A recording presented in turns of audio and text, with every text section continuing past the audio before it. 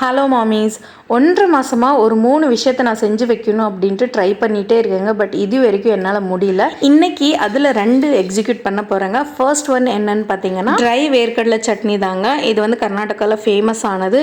இது சப்பாத்திக்கு, ரைஸுக்கு, இட்லிக்கு, தோசைக்கு எல்லாத்துக்குமே ஒரு சூப்பரான காம்பினேஷனாக இருக்குங்க. இந்த சட்னி பார்த்தீங்கன்னா சிமிலர் டு பருப்பு பொடி, நம்ம வந்து ரைஸுக்கு போடுற பருப்பு பொடி மாதிரி தான் இருக்கும்.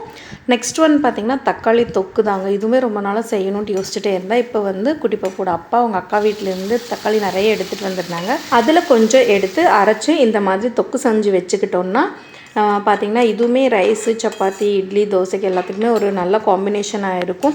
இந்த மாதிரி தொக்கு, சிக்கன் கிரேவி இதெல்லாம் செஞ்சு முடிச்சிட்டதுக்கப்புறம் பார்த்திங்கன்னா லாஸ்ட்டாக நான் ஒரு விஷயம் பண்ணுவேங்க. அது என்னன்னா, அந்த பாத்திரத்தை வந்து கொஞ்சமாக ரைஸ் போட்டு இந்த மாதிரி பிசைஞ்சு சாப்பிடுவேன். எனக்கு ரொம்ப பிடிக்கும்.